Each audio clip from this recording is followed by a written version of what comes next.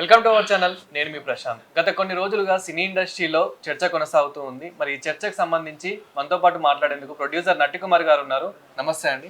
నమస్తే సార్, అసలు ఫిల్మ్ ఇండస్ట్రీలో ఏం జరుగుతుంది? నిర్మాతలేమో మాకు సంబంధం లేదు అన్నట్టు వాళ్ళు కొందరు అంటూ ఉన్నారు, అండ్ డిస్ట్రిబ్యూటర్స్ ఎగ్జిబ్యూటర్స్కి వాళ్ళకి న్యాయం జరుగుతలేదు అన్నట్టు వాళ్ళు అంటూ ఉన్నారు. ఇదంతా హరిహర వీరమల్లకు ముందే జరగడం అనేది కూడా చాలామంది ఫ్యాన్స్ కూడా హర్ట్ అయినట్టు కనిపిస్తూ ఉంది. సో మీరేమంటారు?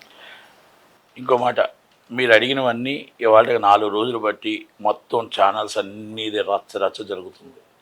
దానికి ఇవాళ ఫుల్ స్టాప్ పెట్టడానికి కందులు దుర్గేష్ గారు ఒక ప్రెస్ మీట్ పెట్టారు, నిన్న అరవింద్ గారు ఒక ప్రెస్ మీట్ పెట్టారు, ఇవాళ దిల్రాజు గారు ఒక ప్రెస్ మీట్ పెట్టారు, దోలపూడి చంద్రశేఖర్ రెడ్డి గారు ఒక ప్రెస్ నోట్ ఇచ్చారు. నేను కూడా ఇవాళ ఫుల్ స్టాప్ పెట్టడానికి ఒకటి పెడుతున్నా. ఇండస్ట్రీలో అది ఆ నలుగురిలో నేను లేనని అరవింద్ గారు చెప్పారు, ఆ నలుగురిలో నేను లేని సోలో అని చెప్పి దిల్రాజు గారు ఇచ్చారు. ఓకేనా, ఇది ఇక్కడ కుట్రకోణం లేదు అని చెప్పి ఆయన దోలపూడి చంద్రశేఖర్ రెడ్డి గారు ఇచ్చారు.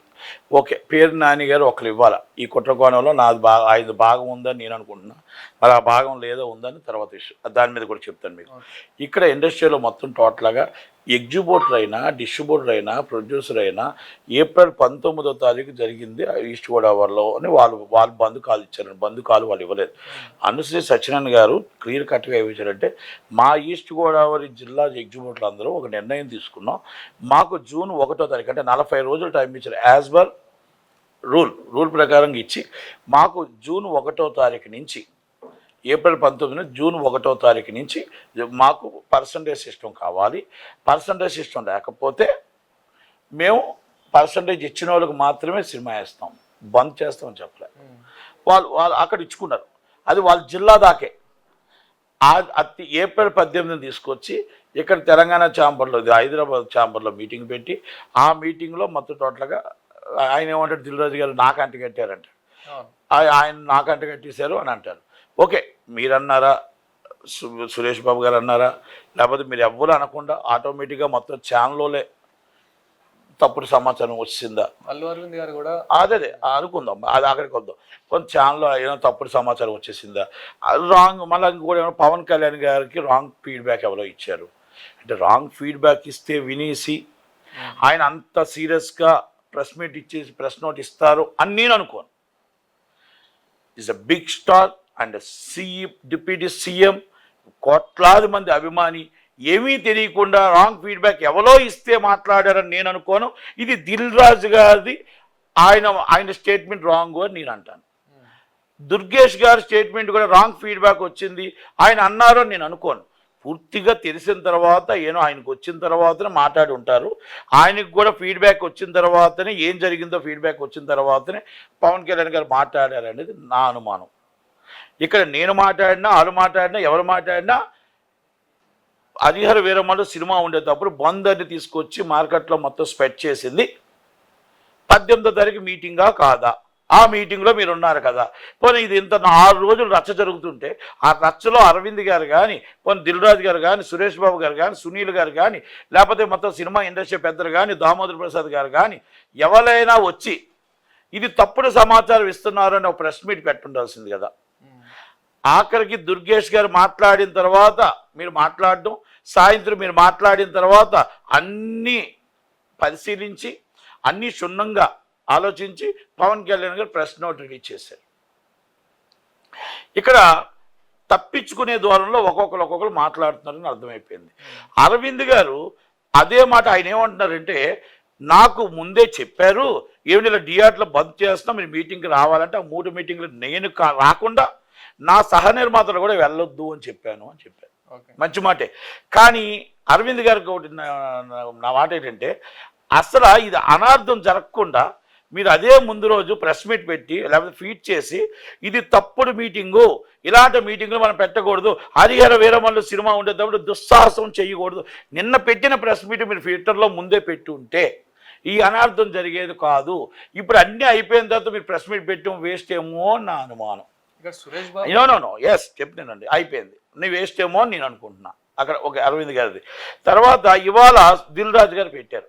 ఓకే, దిల్రాజు గారు వచ్చి రాంగ్ ఫీడ్బ్యాక్ ఇచ్చారు, ఇవన్నీ ఇచ్చారు, ఇదంతా మొత్తం రావాలి చెయ్యాలి, నేను ఎఫ్డీసీ చైర్మన్గా ఉన్నాను, నేను నేషనల్ వైజ్గా నేను వెళ్ళిపోతాను. ఓకే, ఆయన ఆలోచన ఆయన చెప్పుకుంటున్నారు, తప్పేం లేదు దీంట్లో. ఎగ్జిబిటర్ని వినాలి, డిస్ట్రిబ్యూటర్ని వినాలి, ప్రొడ్యూసర్ని వినాలని చెప్తున్నాడు. అక్కడ లాంచ్ జరిగింది ఏంటో చెప్తున్నాడు, చెప్పనికే చెప్తున్నాడు. బంధు అన్నారు అంటాడు, బంధు లేదన్నా అంటాడు, పవన్ కళ్యాణ్ గారు రాంగ్ ఫీడ్బ్యాక్ అంటారు, ఏదేదో చెప్తున్నాడు ఆయన. అయితే ఆయన ఏమంటాడు, ఆ నలుగురిలో నేను లేను. ఎవరి కాదు తప్పించుకునే ధోరణిలో చేస్తున్నారు తప్ప, మా ఇండస్ట్రీలో మీ నలుగురు ప్రెస్ మీట్ పెట్టాలి, 5గురివి, కానీ 5గురు చూసారా డిఫరెంట్ ప్రెస్ మీట్ పెడుతున్నాం అన్నారు. ఇక్కడ ఒకటి వెళ్ళిపోయింది. అంటే ఫుల్ స్టాప్, అంటే నేను కూడా దీన్ని ఫుల్ స్టాప్ పెట్టడానికి ఆయన ఒకటే, ఓకే రేపు 30 తారీఖు మీటింగ్లో మొత్తం అందరూ కలిపిన ప్రెస్ మీట్ పెడతారా పెట్టరా చూద్దాం, ఏది ఏమైనా. అంటే సినిమా ఇండస్ట్రీ మనకి ఎగ్జిబ్యూటర్ ఎంత అవసరం, డిస్ట్రిబ్యూటర్ ఎంత అవసరం, ప్రొడ్యూసర్ కూడా అంతే అవసరం. ఓకే లీజ్ థియేటర్లు నాకు 150 థియేటర్లు ఉన్నాయన్నారు, సునీల్ గారికి 190 ఉన్నాయన్నారు. మొత్తం టోటల్గా అక్కడ అన్ని కలిపి ఒక మొత్తం అన్ని కలిపితే కూడా 150 థియేటర్లు కూడా చెప్పలేదు. బాగుంది. 1500 థియేటర్లు, 1350 మంది ఎగ్జిబ్యూటర్లు ఏమయ్యారు? మరి 18వ తారీఖు ఎగ్జిబ్యూటర్ మీటింగ్లో 15 మంది నిజమైన ఎగ్జిబ్యూటర్లు ఉన్నారు తప్ప, మరి నిజంగా బ్రీఫార్మ్ లైసెన్స్ అగ్రిమెంట్లు ఎందుకు రావట్లేదు? నేను అడుగుతున్న ప్రశ్నకి సమాధానం చెప్పాల్సిన బాధ్యత ఎగ్జిబ్యూటర్లు. 1350 మంది ఎగ్జిబ్యూటర్లు ఓనర్గా నడుపుతున్న, సినిమా ఓనర్గా నడుపుతున్న ఎగ్జిబ్యూటర్స్, వాళ్ళు ఎక్కడికి వెళ్ళారు, ఎలాగెళ్ళారు, మరి ఎందుకు జనరల్ బాడీ మీటింగ్ రాలేదు? దానికి సమాధానం చెప్పవలసిన బాధ్యత. ఎందుకంటే లీజ్లో థియేటర్లు లేవు అనేది ఒప్పుకుంటున్నారు, 150 థియేటర్లే ఉన్నాయి అని ఒప్పుకుంటున్నారు. మరి తక్కువ థియేటర్లు ఎవరి చేతుల్లో ఉన్నాయి, ఏ ఎగ్జిబ్యూటర్ చేతుల్లో ఉన్నాయి? ఆ ఎగ్జిబ్యూటర్ మీటింగ్ ఎందుకు రావట్లేదు? ఆ ఎగ్జిబ్యూటర్ మరి ఎందుకు సమాధానం చెప్పట్లేదు? దానికోసం చాలా సీరియస్గా ఉండాలి.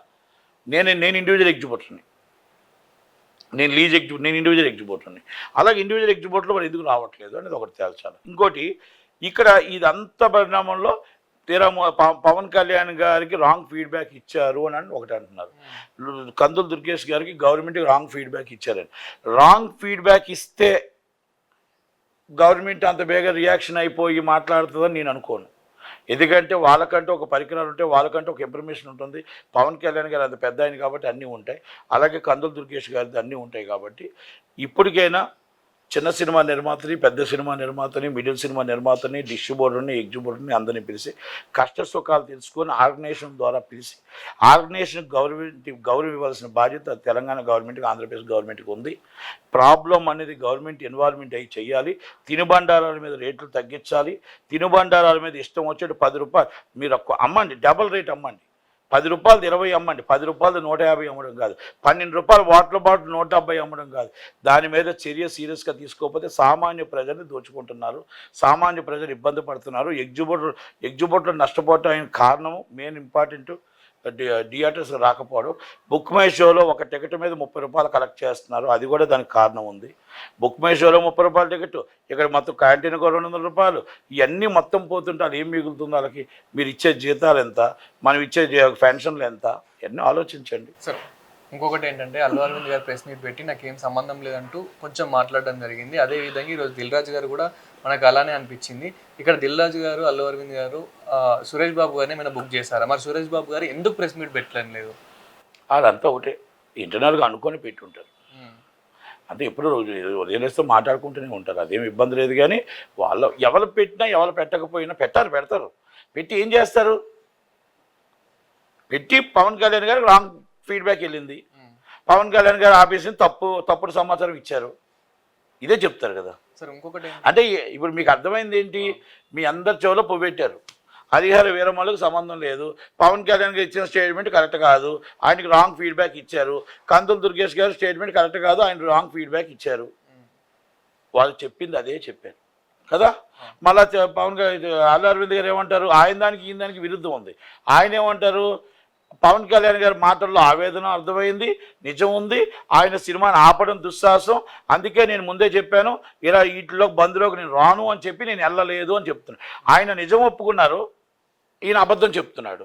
ఇద్దరిలో ఎవరిదో ఒకరు నిజం అబద్ధం తేలాలి. ఆయనదైనా నిజమని తేలాలి, ఈయనదైనా నిజమని తేలాలి. ఇప్పుడు ఇంకొకరు ప్రెస్ మీట్ పెడితే వాళ్ళది ఎంత నిజమో తేలాలి. అంటే నలుగురు సపరేట్ పెడుతూ ఎవరి కాదు బయటపడిపోతున్నారు. అంటే కుట్ర కదా, ఏదో జరిగింది అనేది వాస్తవం. కనుక దయచేసి అర్థం చేసుకోవాల్సింది ఏంటంటే, ఎవరు క్లారిటీగా చెప్పలేకపోతున్నారు. నేను తప్పు చేయలేదు అని చెప్పలేకపోతున్నారు. నేను సోలో. అందుకనే దయచేసి ఇంక ఫుల్ స్టాప్ పెడదాం. నేను ఇంకో మాట అంటున్నాను, ఇది ఫుల్ స్టాప్ పెడదాం. సార్ లాస్ట్ క్వశ్చన్ ఏంటంటే, నిర్మాతలకు పడడం లేదు, అందుకే గేమ్ చేంజర్ వచ్చిన 1 డేకి హెచ్డి క్వాలిటీ రిలీజ్ చేశారు ఈ పైరసీలో. అది కూడా చేసింది ఒక నిర్మాత అని చెప్పేసి సోషల్ మీడియాలో కొంచెం వైరల్ చేశారు. సో దీని గురించి మీరేమంటారు? ఏమంటే అది నాకు అర్థం కాలేదు, దానికోసం నేను సమాధానం చెప్పను. దాన్ని తెలియనప్పుడు మనం మాట్లాడుకోవడం కరెక్ట్ కాదు. అది ఏదో నాకే అర్థం కాదు, ఆయన ఏం మాట్లాడాడో నాకు అర్థం కాదు. మరి అర్థం కానప్పుడు మనం మాట్లాడడం కూడా కరెక్ట్ కాదు. సార్ పవన్ కళ్యాణ్ గారు మాట్లాడిన దానికి మిగతా సినీ ఇండస్ట్రీ వాళ్ళు పొలిటికల్కి అండ్ సినీ ఇండస్ట్రీకి సంబంధం లేదు అంటూ కూడా కొందరు మాట్లాడడం జరిగింది. దీని మీద మీరేమంటారు? ఏమండి అది పవన్ కళ్యాణ్ గారు ఆఫీస్ సమాధానం చెప్తారు, లేకపోతే దుర్గేష్ గారు సమాధానం చెప్తారు, లేదా పార్టీ ఆఫీస్ సమాధానం చెప్తారు. నేను పార్టీ మనిషిని కాదు కదా, నాకు తెలియనప్పుడు నేను ఎందుకు సమాధానం చెప్తాను. Thank you very much. Thank you.